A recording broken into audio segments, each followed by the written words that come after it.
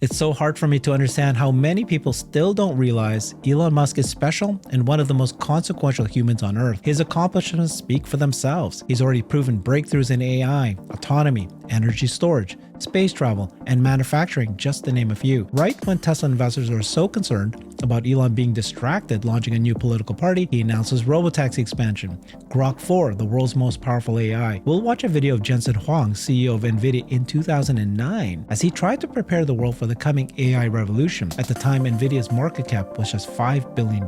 Now it's $4 trillion. Elon Musk replied, saying the value of AI companies will exceed non-AI companies probably by an order of magnitude. Larry, I wanted to talk to you about Elon Musk.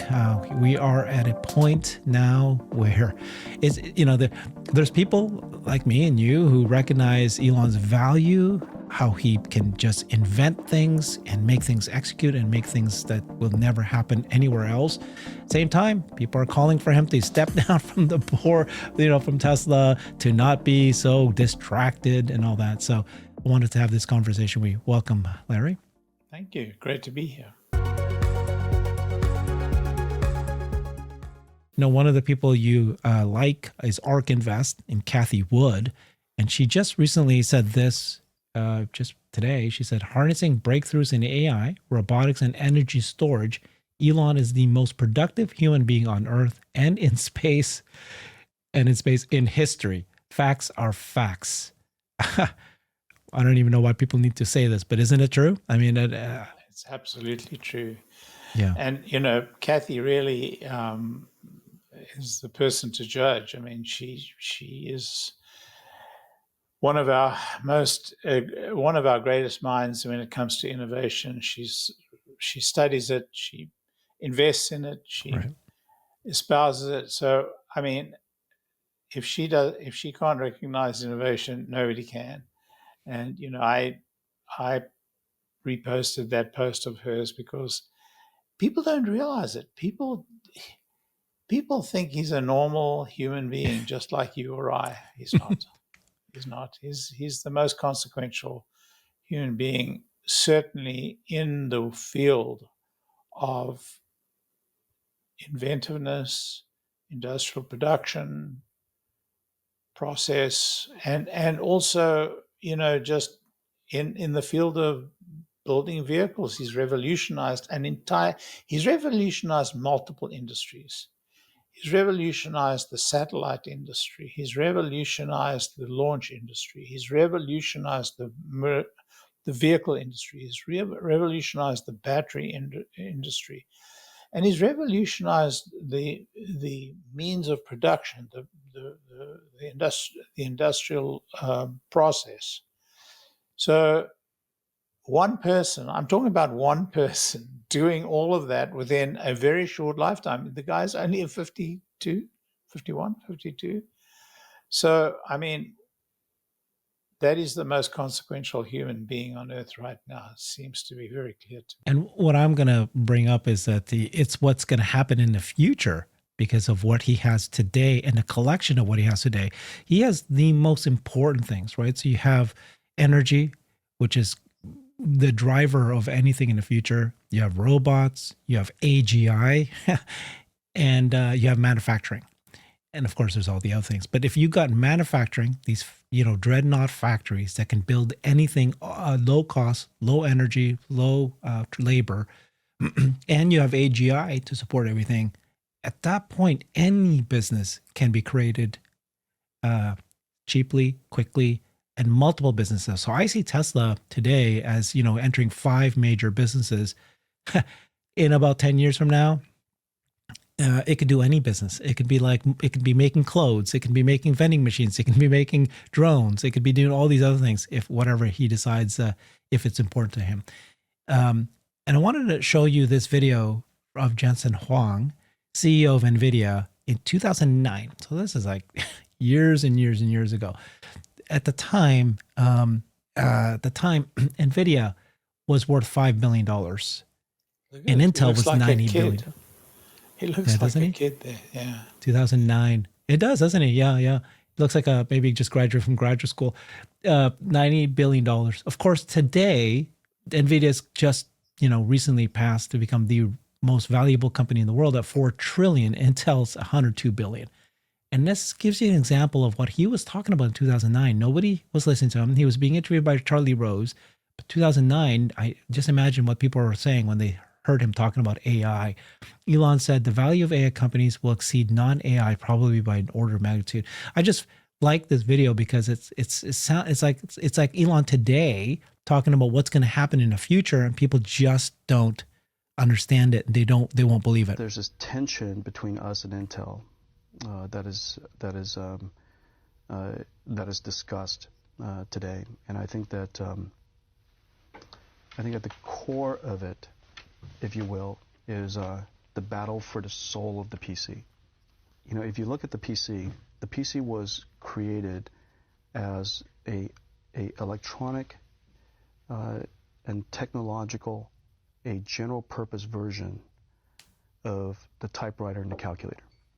And notice the two killer apps that got us here was Word and Excel. Right. Okay. One is a calculator, one's a typewriter.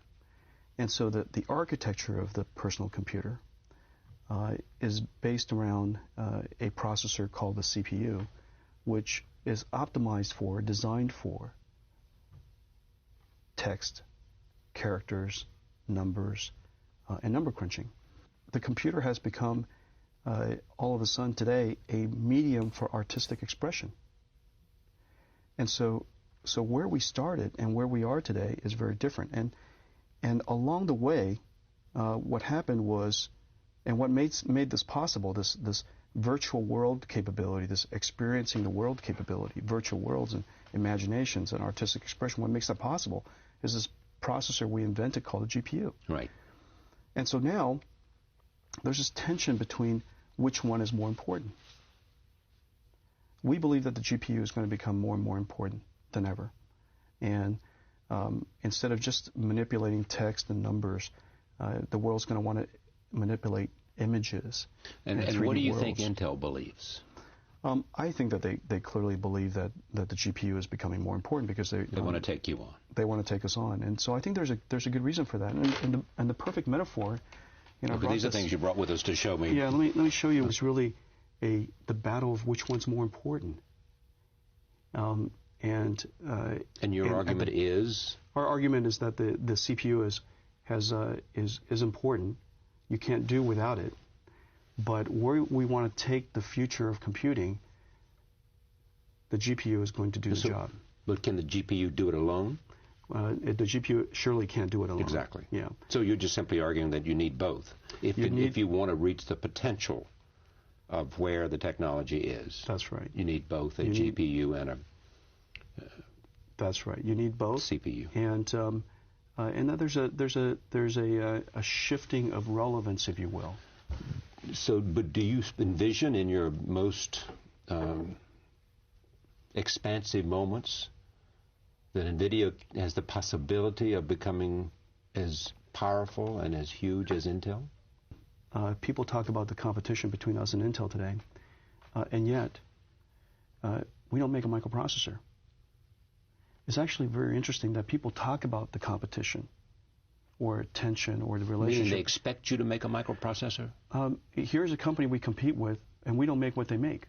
But they want to make what you make. They want to make what we make, but at the moment they don't either. And so what's interesting is, it's almost like Microsoft and Google. They don't make what each other's make. Right. But they're competing against each other. And so what's actually happening is the competition is not about the competition of the device. What we should do is take advantage of the CPU and build upon it, stand on the shoulder of giants, and take the industry to where it couldn't have gone without our contribution. And that's why we've dedicated all of our R&D. And I'm going to, during this recession, I'm going to invest more in R&D this year than I did last year. Because I believe in the future of the GPU. Your foundation conviction that we're just starting. That's right. In the potential. That's right. Of video graphics. The work that we're doing is just too important. Yeah, great. 2009. He's talking about the future. Nobody believes him, and he was only a $5 billion company at the time. I miss Charlie. Yeah. Yeah, he was so good. He was one of the great. He was the Joe Rogan of his age. Yeah. Anyway, it's interesting that Huang was not talking about AI. He was talking about video graphics, because that's what the GPU supported, was video graphics. Because the same transformations, well, not the same, but roughly similar transformations had to take place to do the vector, to actually paint the pictures on the video screen that it takes to actually calculate language models or large models. So even he was, I guess, pleasantly surprised by the fact that the GPU led us to this nirvana of AGI. At that point, transformers hadn't been evolved. We hadn't, had the great breakthroughs of the middle of last decade, and so he wasn't to foresee that, but nonetheless, he was found to be absolutely correct. He completely eclipsed Intel within a few years of that particular conversation. Yeah, I feel like this is where Elon is right now with the technology that he has right now. He knows, this guy's NVIDIA is holding this GPU going, GPU is going to be as important as Intel. And everybody's going, you guys are $5 billion. These guys are CPU. They're $100 billion. You're nothing. And that's where we're at today. Elon is holding on to this AGI. He's got the robots. He's got these things, and people are still haven't clued in. What's the future going to look like when you control all of this at the same time? I think that quite a few guys are clued in. Tesla has got a very significant body of institutional investors. We retail investors kind of discount the institutions, but there are some amazing institutions supporting Tesla and supporting SpaceX and supporting XAI. So, Morgan Stanley is a principal banker to the company, and then you have these gigantic investment firms that are well invested in. Look, 60% or more of Tesla's stock is owned institutionally. Mm-hmm. So there are institutions. Now, there are many institutions that denigrate the company. There are many institutional investors that denigrate the company. But there are these special institutions that have taken Tesla into their bosom and support them. That's good. So that I just want to show this one, which is Per Ferragu, institutional analyst, and he said, he supports Tesla. He said, creating a new party, this isn't how politics work, right? That's the attack on Elon now. Doesn't Elon know? He doesn't know how to do politics. He's going to create his own new political party. Landing back, this is a rocket. This isn't how rockets work. Small battery cells, this isn't how cars work. Deploying 100,000 H100s in weeks, this isn't how data centers work, et cetera, et cetera, et cetera. So he feels good about this idea of a new party. Makes sense for him. Elon said, yeah, this Elon doesn't just follow what others do. I wanted to ask you this comment by Farzad and have you kind of agree or disagree with the thinking here. So the concern for Tesla investors is that as Elon creates this political party, but in the meantime, he's trying to invent these new technologies that over the time, maybe, who knows, it could actually generate the same kind of outcome that we saw with Doge, right? Violence against Tesla, polarizing, constant negative headlines against the CEO, brand damage concerns. A significant percentage of the retail base is tired of the constant political chaos. There was collective sigh of relief when he ended his term at Doge. And so he says, okay, but if robotaxi prints money, cash flow goes bananas, Tesla stock breaks all-time highs, fine. Most investors will move on. They'll view it as Elon doing his usual alien thing. But if that performance is delayed and the third party doesn't make enough progress, that's going to hurt the Tesla story. That's a different issue entirely, especially if GOP is targeting Elon. All these things happen. We're going to enter a volatile time. Are you concerned about this? Well, Elon wasn't happy about the attacks by Democrats because he felt the Republicans deserved equal time. So he insulted them. So now he's attacked by both sides. He feels very happy. All of this is going to pass. All of this is going to pass. And I'm pretty confident it will. So But we're going to go through travail. We're Tesla investors. That's what we do. We go through all these travail to reach the other side. So it's a matter of getting to the other side. At what point, does it become threatening to the companies? All I can say is this: I travel the country a lot on the ground, not in the air, on the ground in my Tesla, and to this date, I get many, many, many-fold more thumbs up, voices of support, people, smiling at the car, people smiling at me, people asking me, do I love my car? Then I get any denigration. I get a few, fingers in the air. I get a few of that. I get a few scowls, but by and large, I get a lot of support. So I can only tell you what my own experience is, my lived experience is. Right. I mean, so obviously we went through this period where the Democrats were hating on Tesla, which is the opposite, because at first Democrats loved Tesla, right? Saving the environment. And then Elon started to get very political, started getting the right wing. Democrats turned on him. Then, of course, here we are with Doge. There was all these Democrats that, or a good group size of the society that was attacking Tesla. And there was a brand damage. People were saying, oh no, this is it. Nobody will ever buy a Tesla anymore. They're going to set it on fire. They're going to scratch it. Well, it happened for several months, multiple months, and then it went away, kind of quieted down at this point. I don't know that's gone away. Yeah. Well, it's not as it was before. Not as prevalent, maybe. Yeah. Maybe. It's not 100% gone away, but it's also not as much of a big deal anymore. Yep. What's going to happen over the next year, 6 months with him getting back into politics? It could either, again, revive that, or it could just quiet down and people are like, get used to it already. Elon is political regardless. But then you've got these cars, robotaxis rolling out. You got these cars with Grok in it. This incredible technology is finally going to come. I don't think we're going to see humanoid robots. Like the public won't see it as readily as they will the robotaxi as that rolls out. Is that enough to change people, or is it going to be one more of those things that's going to just, this is the whole thing about Far's Eyes going, which way is it going to go? Well, I mean, I can only tell you that I think we're going to have a year or two of fairly negative comments, fairly negative attitude, a tough selling environment for all the products, actually. I mean, Starlink just signed up India. Starlink just signed up South Africa. Starlink is doing great, notwithstanding Elon's political views. So that kind of gives you a pattern. There'll be those people who talk trash about it, but at the end of the day, it's the only it's the only possible solution, and people are buying it. So as long as Tesla keep offering, this unique product, this unique capability, this unique everything, I think it'll be fine.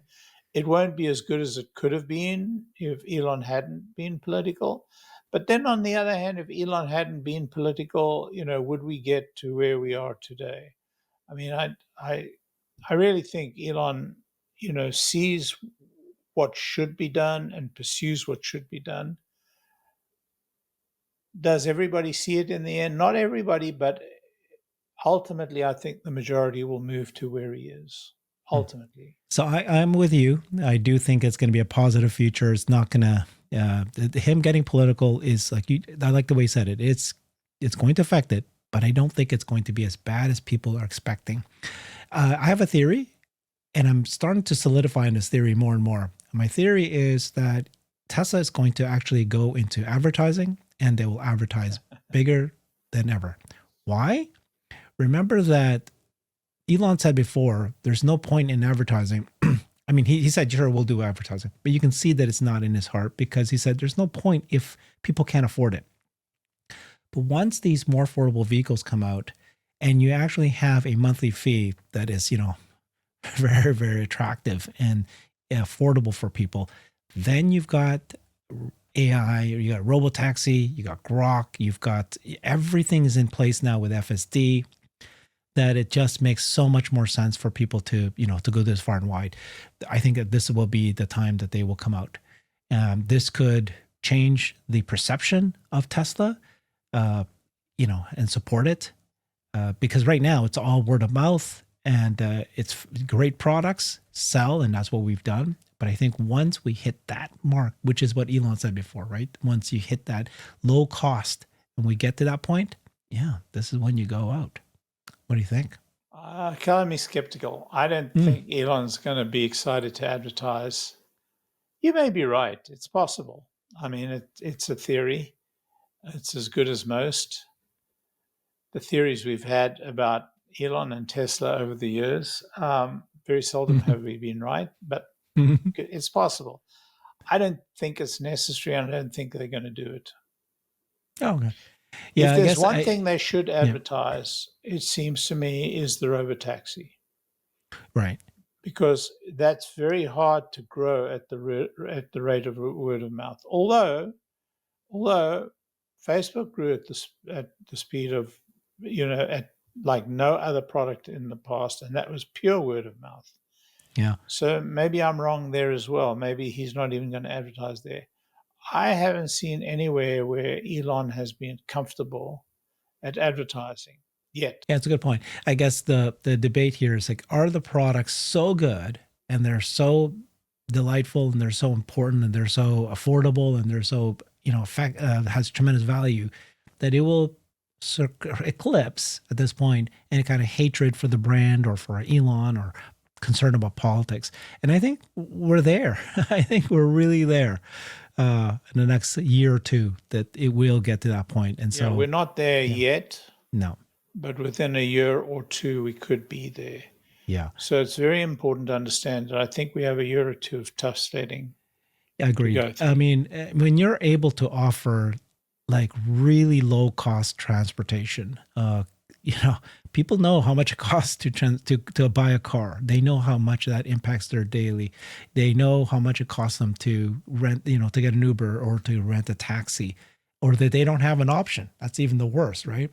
Now there's this, like, when it comes out and you have readily available robotaxis at such low prices, they're going to appreciate it. And I think that that will turn into this, like, a very good example is I know a lot of people who absolutely hate Amazon. Like, they hate Jeff Bezos. They think he's evil. But the product arrives the next morning. And so they go, what do I do? It arrives the next morning. So they can't help themselves. And it just gives them that good feeling that this product is good and it's effective. And, so it gets past their hatred. Yeah, that's where we need to get to. And it's going to take a while. Yeah. Any thoughts on Elon? I mean, he feels like he is at this moment in time. So he's accomplished so much already.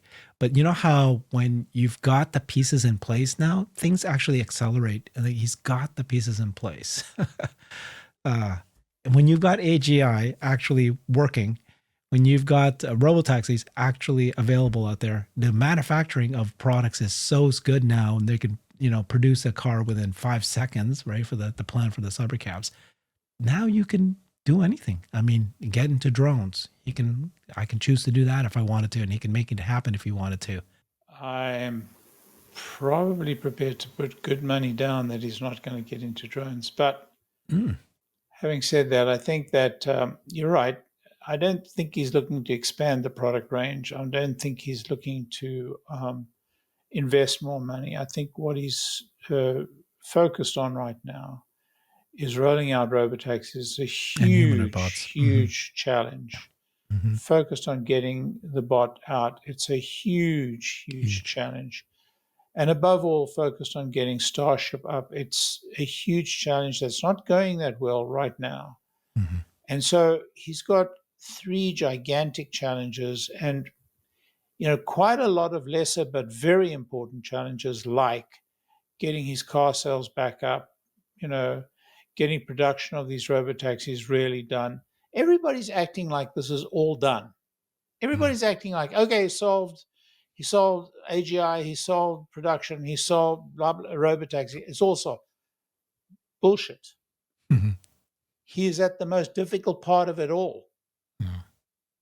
The single most difficult part of it all. First, get the method, get the manufacture right, and then automate it. He hasn't got the manufacture right yet. He's not at the point that he can automate it. He's still got to go through getting the manufacture right, whether it's a robotaxi, when I say manufacture, getting the business model implemented, getting people riding in the cars, getting the thing expanding. He's still got to produce this car in 5 seconds, or whether it's 20 seconds or 15 seconds. Still got to produce it. Hasn't got one out of the production line yet that we know of. He's still got to get Starship launched. Right now, he can return the booster, version 2 of the booster, but he hasn't got to version 3. Version 2 of the ship hasn't got up yet. He's in the midst of a Neuralink development. I mean, guys, all of you. And the bot is possibly delayed because they've got a part that they need to resolve. Yeah. Stop with the frigging drones. Stop with the frigging do this, do that, do the other. Yeah. Let Elon cook. Because right now we're in the midst of, stage 2 of a 5-stage process across 5 different incredibly challenging products. So just nice. a little bit of sobriety on this drunken party. I was ready to go party, but I agree with you. I guess I agree with everything you said perfectly. I appreciate that. I just, at the end of the day, I think he deserves much more praise. And it's the opposite of what's happening. It's my sense that people are dunking on him, saying that, whatever he's. And we should be defending him. We should be defending him. And our defense of him is very clear. I mean, what he's done to date is amazing for the world. What he's cooking on, what I talked about now, will bring enormous benefits to the world. And I think we need to support him in what he's doing. And by the way, I include his political work because I think his political work is very important. Yeah, you actually, we talked earlier and you said that you feel like you do think that his, eventually he'll figure out the right path for politics that will be better for the U.S. Because it's broken. You think he might actually resolve it. So you're in favor of him kind of disrupting everything at this point. And I'm not saying he's perfect. I'm not saying his solution is the perfect solution, although I happen to agree with the solution. But, it's as good a try as anything I've seen so far on a very, very difficult subject. Okay. No, I appreciate that very much. It's a good way to, position. Take a step back a little bit, look at Elon today, what he's accomplished so far, what he's about to accomplish even more. And for me, I care about the business and the products and the impact to humanity and him as a person, or all these political things or things he tweets. I still just kind of wait to what's he going to do to these companies, these products that he's creating that I do think is very impactful to humanity. And they're all almost right there. Very close. Thank you, Larry. Please follow Larry on his X account at Tesla Larry. Thanks, everybody. Bye-bye. I've created a website that is the most comprehensive resource for the Tesla investor. Please check it out. Simply go to my website at herbertong.com.